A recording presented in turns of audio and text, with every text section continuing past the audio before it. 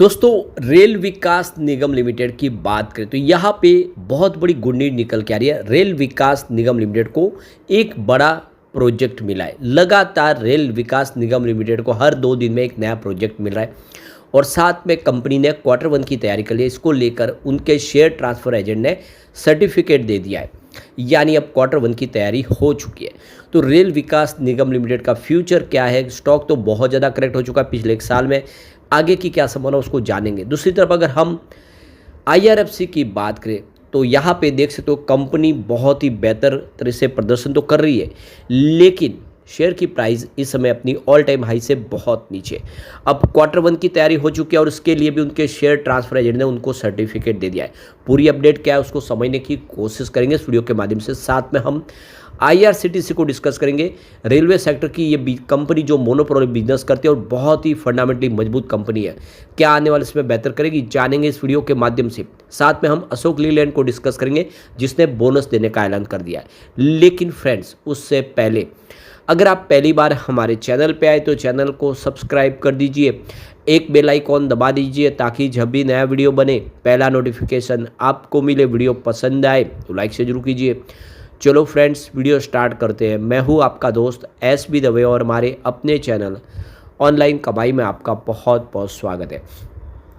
RVNL के कारोबार की बात करें, फ्राइडे को 380 पर क्लोजिंग थी, जहाँ पे 0.97% की गिरावट देखने को मिली। तो बाजार में काफ़ी बड़ी गिरावट थी, उस वजह से यहाँ पे देख सकते हो कि स्टॉक के अंदर गिरावट देखने को मिली। और जो प्रोजेक्ट मिला है तो वो देख सकते हो कि बाद में मिला है, बाजार क्लोज होने के बाद। अब जो बड़ी अपडेट निकल के आ रही है, रेल विकास निगम लिमिटेड ने जो एक्सचेंज को जानकारी दी है कि उनको उनके शेयर ट्रांसफ़र एजेंट ने सर्टिफिकेट दिया है।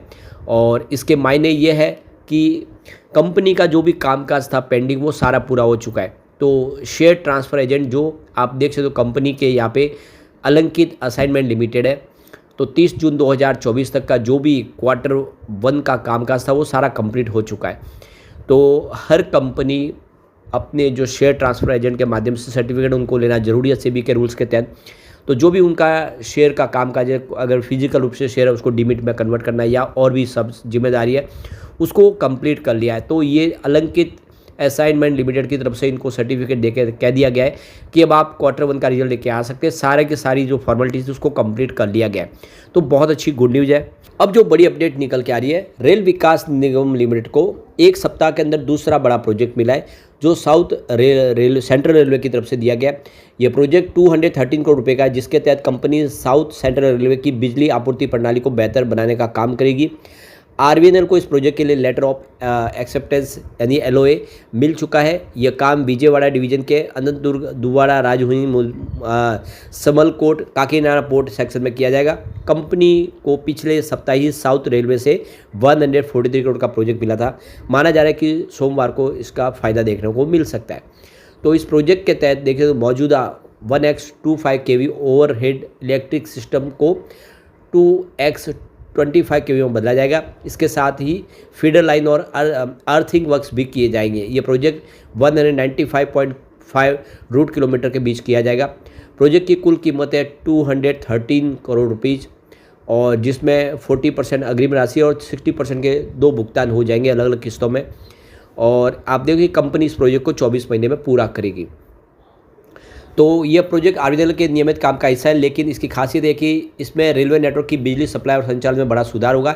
इससे ट्रेनों की गति, सुरक्षा और क्षमता तीनों ही बेहतर होगी। साउथ सेंट्रल रेलवे ने इस जिम्मेदारी के लिए RVNL को चुना है, जो कंपनी के लिए विश्वसनीयता और काबिलियत को दिखाता है, यानी कंपनी का भरोसा लगातार बढ़ रहा है। तो आप देखें इससे कंपनी को एक नया और संभावना पॉजिटिव बनेगी। कंपनी लगातार प्रोजेक्ट के माध्यम से अपना बिजनेस बढ़ा रही है। और यहाँ पे देख सकते हो कि स्टॉक जो पिछले 5 साल पहले 20 रुपये के आसपास था, वो अब 380 के आसपास है। बहुत ही बेहतर रिटर्न दिया इसने। कंपनी ने 5 साल में 1838% का बम्पर रिटर्न दिया है। हालांकि इसने पिछले एक साल में निवेशकों को भारी नुकसान भी कराया है। करीब 40% की गिरावट हुई है अपने ऊपरी प्राइस से। तो साल भर वाले निवेश करने वाले नुकसान में है। तो RVNL अब EPC प्रोजेक्ट के ऊपर निर्भरता कम करने के लिए RVNL मेट्रो संचालन, सड़क निर्माण, ऊर्जा और डेटा केंद्रों में भी प्रवेश कर रही है, यानी डाइवर्सिफाइज कर रहे हैं बिजनेस अपना। तो देख सकते हो कि आने वाले समय जो बिजनेस है उसमें कंपनियां और अलग अलग क्षेत्र में एंट्री मारी है, जिससे आने वाले समय बिजनेस बढ़ता हुआ दिखाई देगा। तो देखिए वित्त वर्ष 2026 तक 21,000 करोड़ के कारोबार की उम्मीद है कंपनी को। धीरे धीरे इसमें सुधार की उम्मीद है। कंपनी विदेशों में भी पैर पसार रही है, वहाँ पर भी अपने बिजनेस को विस्तार करी है। वर्तमान में करीब 4,000 करोड़ के इनके पास विदेशों में ऑर्डर है। तो कुल मिला के आने वाले समय आरबीएल इस मौजूदा स्तर से 3 गुना अपना बिजनेस करना चाहती है। ये बहुत अच्छी गुड न्यूज़ है। ये कंपनी आने वाले समय कमाल कर सकती है। कंपनी सोलर एनर्जी पर और ऊर्जा जो परमाणु ऊर्जा जैसे व्यवसाय में भी एंट्री करने जा रही है। ऐसे में इसका फ्यूचर बहुत ब्राइट है और वंदे भारत ट्रेन का कामकाज कंपनी कर रही है। अब चलते हम आईआरएफसी की तरफ। तो 135 पर क्लोजिंग थी, 1.43% की गिरावट देखने को मिली। अब यहाँ पे जो बड़ी अपडेट निकल के आ रही है, आईआरएफसी के Q1 की तैयारी हो चुकी है और इसी को लेकर कंपनी के तरफ से जो जानकारी दी है कि उनका जो शेयर ट्रांसफ़र एजेंट है Beetal Financial and Computer Private Limited, उनकी तरफ से उनको सर्टिफिकेट मिल चुका है Q1 को लेकर। तो ये देख सकते हो कि बेटल कंपनी जो इनके शेयर ट्रांसफ़र एजेंट है, उन्होंने सर्टिफिकेट दिया और ये कहा है कि जो भी उनके पास जिम्मेदारी थी Q1 को लेकर वो पूरी कर दी गई है। तो चाहे वो डीमेट में शेयर थे, उसको फिजिकल शेयरों को डीमेट में ट्रांसफ़र करना या और भी कोई कामकाज था शेयर होल्डर का, वो सारा कंप्लीट हो चुका है। कंपनी अब अपना रिजल्ट लेके आ सकती है।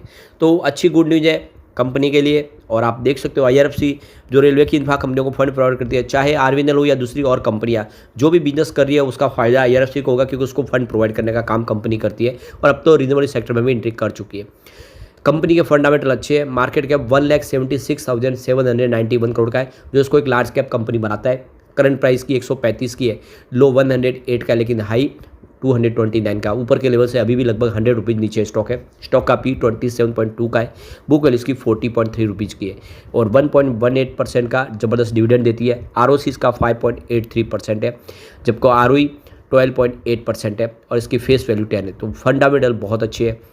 और सबसे बड़ी बात, इसके बाद इस समय काफ़ी बड़ा कैश फ्लो, मार्च 2024 में -140 करोड़ का कैश फ्लो था, निगेटिव कैश फ्लो था, लेकिन इस बार 5,658 करोड़ का पॉजिटिव कैश फ्लो है, जो आने वाले समय कंपनी अपने प्रोजेक्ट को कंप्लीट कर पाएगी। ये बहुत अच्छी बात है और काफ़ी बेहतर फ्यूचर दिखाई दे रहा है। चलते आईआरसीटीसी की तरफ। 773 पर क्लोजिंग देखने को मिली, जहाँ पे 1.39% की गिरावट थी। अब यहाँ पे बड़ी अपडेट निकल के आ रही है। आईआरसीटीसी के बोर्ड ऑफ डायरेक्टर की मीटिंग 10 जुलाई 2025 यानी कल कंप्लीट हुई। आप देखें तो ये जो मीटिंग हुई, इसके अंदर आप जो सबसे बड़ा जो निर्णय लिया गया उसमें आप देखें तो सेबी ने इनको नोटिस जारी किया था बीएसई एनएसई के माध्यम से। तो दोनों एक्सचेंज ने कहा था कि जो भी रूल्स बने हुए हैं एक पब्लिक लिस्टेड कंपनी के लिए, जिसमें सभी इंडिपेंडेंट डायरेक्टर होने चाहिए, उनकी संख्या पूरी होनी चाहिए और वीमेन डायरेक्टर भी होना चाहिए। लेकिन जैसे कि यह एक सरकारी कंपनी और इसका कंट्रोल जो है सरकार के पास है, इस वजह से उसको पूरा नहीं किया गया। तो अब इसके लिए मीटिंग रखी गई थी कंपनी की बोर्ड ऑफ डायरेक्टर की, जिसमें यह फैसला लिया गया है कि मिनिस्ट्री ऑफ रेलवे और सरकार से इसकी उन्होंने मांग की जाए कि जो भी इंडिपेंडेंट डायरेक्टर कंपनी के अब उनकी संख्या पूरी नहीं है उसको बढ़ाया जाए और जो एक वीमेन इंडिपेंडेंट डायरेक्टर को भी अपॉइंट किया जाए, ताकि जो सेबी के रूल्स के तहत कंपनी अपने जो भी करते हुए उसका पालन कर पाए। तो इसके लिए देख सो कि मीटिंग का फैसला आ चुका है, जो 10 जुलाई 2025 को हुई थी। तो ये देख सो कि इस कंपनी पूरी तरह से आप देखें तो राष्ट्रपति के अधीन है और इसी वजह से उसके बोर्ड ऑफ डायरेक्टर की अपॉइंटमेंट भी सरकार करती है। उसमें जो भी है रेलवे बोर्ड या फिर आप देख सकते हो कि आईआरसीटीसी कुछ नहीं कर सकती। यहाँ पे फंडामेंटली कंपनी बहुत ही बेहतर है, इसकी स्ट्रेंथ बहुत ज़बरदस्त है। आप देखें तो पहली स्ट्रेंथ है, the company has shown good profit growth of 81.12% for the past 3 year. Second है, the company has shown good revenue growth of 76.50% for the past 3 years. और थर्ड अगर देखें तो company has maintaining healthy ROE of 41.62% over the past 3 year. इसके अलावा अगर देखें तो company has maintaining healthy ROC of 56.66% over the past 3 year. इसके अलावा अगर आप देखें तो company is virtually debt free.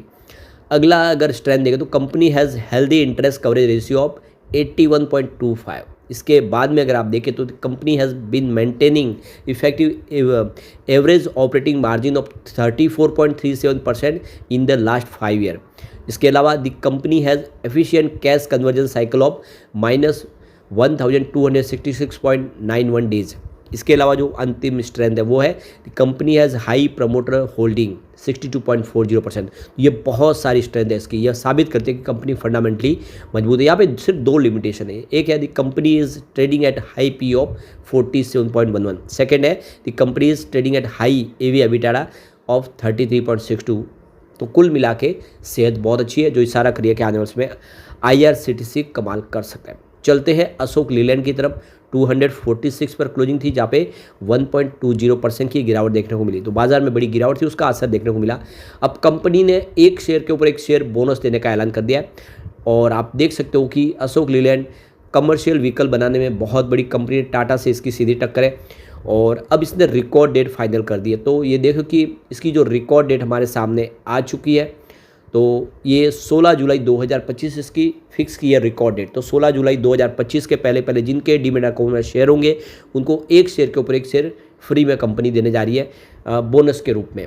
Fundamental अच्छे है कंपनी के, मार्केट कैप 72,312 करोड़ के आसपास है। इसका पी रेशियो अगर देखें तो 23.28 का है, इसका पीबी रेशियो 5.91 का है, जबकि इंडस्ट्रीज पी रेशियो 24.68 का है। यानी इंडस्ट्रीज के पी रेशियो के मुकाबले इसका पी रेशियो थोड़ा कम है। डेट टू इक्विटी रेशियो 4.08 का है।